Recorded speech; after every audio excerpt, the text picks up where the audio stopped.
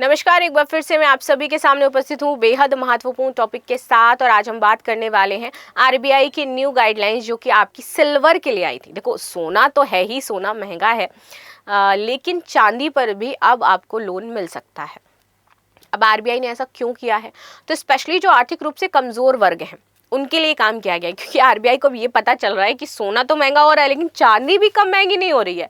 तो इसीलिए आरबीआई ने बोला है कि अब आप चांदी पर भी लोन ले सकते हो और इसको आपको 1 अप्रैल से मंजूरी दे दी जाएगी।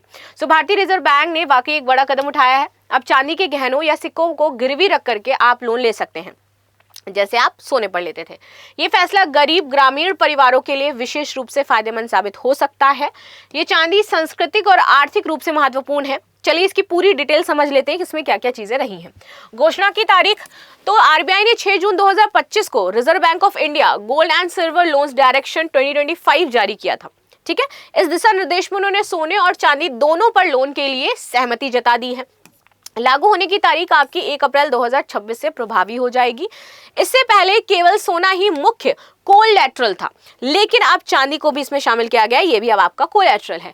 कौन देगा लोन, क्या गिरवी रखा जा सकता है? संस्थाएं जो इसमें आपको लोन देंगी तो वाणिज्यिक बैंक जैसे कि एसबीआई और एचडीएफसी, या फिर छोटे फाइनेंस बैंक, क्षेत्रीय ग्रामीण बैंक, सहकारी बैंक और एनबीएफसी जैसे कि मुत्तूट, मन्नापरम, हाउसिंग फाइनेंस कंपनियां आपको लोन दे सकती हैं। तो कहां कहां मिलेगा, वो ये है सेगमेंट कि कहां कहां से मिलेगा ना। गिरवी की सीमाएं, तो चांदी के गहने अधिकतम 10 किलोग्राम, ठीक है, चांदी के सिक्के अधिकतम 500 ग्राम, इस पर आप ले सकते हो। क्या नहीं होगा? शुद्ध चांदी, एकदम जो प्योर चांदी है ना, जिसकी ईंटें हैं या फिर सिल्वर बार है आपके पास, चांदी बेस्ड ईएफटी या म्यूचुअल फंड पर लोन आपको नहीं मिलेगा। ये सट्टेबाजी रोकने के लिए किया गया है कि इस पे नहीं दिया जाएगा। कितना लोन मिल सकता है? तो आरबीआई ने लोन की जो राशि है वो चांदी के मूल्य पर आधार पर तय करी गई है कि उस टाइम क्या मूल्य रहेगा। मूल्य आपका आईबीजे यानी कि India Boolean and jewellers association मान्यता प्राप्त कमोडियन द्वारा बताया जाएगा। एंड देन उसी पर आपका ये देखा जाएगा कि औसतन क्लोजिंग क्या रही है, पिछली क्लोजिंग क्या रही है, देन उस पर आपको काम मिलेगा।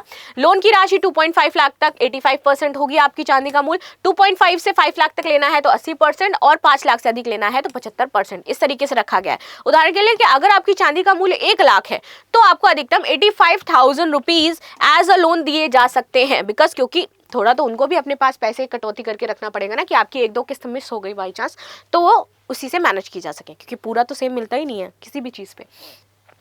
ब्याज दर और अन्य शर्तें, आरबीआई ने स्पष्ट दरें अभी तय नहीं की हैं, लेकिन विशेषज्ञों के अनुसार चांदी पर ब्याज सोने से थोड़ा ज्यादा हो सकता है, क्योंकि चांदी की कीमतें ज्यादा उतार चढ़ाव वाली होती हैं। सामान्यतः 9 से 15% सालाना ब्याज आपको देना पड़ेगा। So may be this is problematic. बाकी आपका क्या कहना है वो मैं जानना चाहूंगी। प्रक्रिया, सुधारकर्ता की मौजूदगी में चांदी की जांच अनिवार्य है। सभी दस्तावेज स्थायी भाषा में होने चाहिए। लोन चुकाने के बाद चांदी 7 कामकाजी दिनों में लौटानी होगी, वरना 5,000 प्रतिदिन का जुर्माना है। अगर चांदी खो जाए या फिर खराब हो जाए तो पूरा मुआवजा मिलेगा। नीलामी से पहले 90% रिजर्व प्राइस नोटिस देना जरूरी होगा। फायदे होंगे ग्रामीण लोगों को, जो निम्न आय परिवार के लोग हैं भाई। 50,000 करोड़ का नया बाजार इससे जनरेट होगा, तो ऑफकोर्स पैसा तो मिलेगा ही मिलेगा। सावधानियां, चांदी की कीमतों में उतार चढ़ाव से एलटीवी प्रभावित हो सकता है, जिससे अतिरिक्त पेमेंट और नीलामी का खतरा होगा। हमेशा प्रतिष्ठित लेंडर आपको चुनने होंगे। आरबीआई के बारे में थोड़ा सा जान लेते हैं कि जो आरबीआई है वो यहाँ पर 1 अप्रैल होगा। आपका गलत लिख गया था तो उसको मैंने कट कर दिया है। 1 अप्रैल 1935 आरबीआई एक्ट 1934 के तहत की गई थी। राष्ट्रीयकरण 1 जनवरी 1949 को सरकार ने पूरा नियंत्रण लिया। मुख्यालय इसका मुंबई महाराष्ट्र में है। वर्तमान गवर्नर शशिकांत दास दिसंबर 2018 से 27वें गवर्नर हैं आपके। उद्देश्य है मौद्रिक स्थिरता, वित्तीय समावेशन और मुद्रास्फीति नियंत्रण। यूपीएससी एमसीक्यू के बारे में बात करें तो आपसे पूछा जा सकता है कि आरबीआई की स्थापना कब हुई थी, तो आपको बताना है भैया कब हुई थी, या पीसीएस में पूछा जा सकता है। आरबीआई के मुख्य कार्य क्या होते हैं? तो आरबीआई एक्ट 1934 की धारा 17 के तहत परिभाषित है कि इन्हें 3 भागों में बांटा जाएगा। पहला तो मॉनेटरी अथॉरिटी होगा ये, जो कि मौद्रिक नीतियां आपकी बनाएगा, जिसमें आपका रेपो रेट, एसआरआर, एसएलआर जो है वो देखेगा, सीआरआर, एसएलआर ये देखेगा। मुद्रास्फीति नियंत्रण लक्ष्य होता है 4% से लेकर के +-2% तक चलता रहता है। ये आपका एमपीसी द्वारा तय होता है, जो आपकी मॉनेटरी पॉलिसी कमेटी होती है वो ये तय करती है। हर 2 महीने में रिव्यू करके आपको बताती है ये। जैसे कि रेपो रेट वर्तमान में 6.50% नवंबर 2025 तक, reverse repo rate, CRR 4%, SLR 18%। तो ऐसे सारी चीजें रहेंगी आपकी। बैंकों का नियमन करता है, सभी बैंकों को ये लाइसेंस देगा, चाहे वो पेमेंट बैंक हो चाहे भी आपकी एसएफबी हो। एनपीए नियंत्रण पीसीए फ्रेमवर्क तैयार करेगा। एनबीएफसी कोऑपरेटिव बैंक की निगरानी करेगा। उदाहरण के लिए चांदी पर लोन निर्देशित है आपका, तो इसे ये उसने काम किया कि किन बैंकों को शामिल किया जाएगा। ठीक है, सरकार का बैंकर है, केंद्र और राज्य सरकारों के खाते मेंटेन करेगा, ये सार्वजनिक ऋण प्रबंधन करेगा, ये GSEC जिसको बोलते हैं वो जारी करेगा। विदेशी मुद्रा प्रबंधन यानी कि FEMA 1999 के तहत अन्य कार्ड नोटिस जारी करना, 1 रुपए जिसको छोड़ करके आपके जो विदेशी मुद्रा भंडार है उसको काम करना, उसका वित्तीय समावेशन करना। RBI की संरचना की बात करें तो केंद्रीय बोर्ड होगा जिसमें 21 सदस्य होते हैं, गवर्नर, 4 डिप्टी गवर्नर, 10 निदेशक, 2 सरकारी अधिकारी और 4 क्षेत्रीय बोर्ड प्रतिनिधि होंगे। मौद्रिक नीति की बात करते हैं 6 सदस्य होते हैं, 3 आपके RBI के होते हैं, 3 बाहरी होते हैं। मुद्रास्फीति का जो लक्ष्य है वो तय करते हैं। क्षेत्रीय कार्यालय इसके मुंबई, दिल्ली, कोलकाता, चेन्नई प्लस 31 इसके सब ऑफिस हो जाते हैं।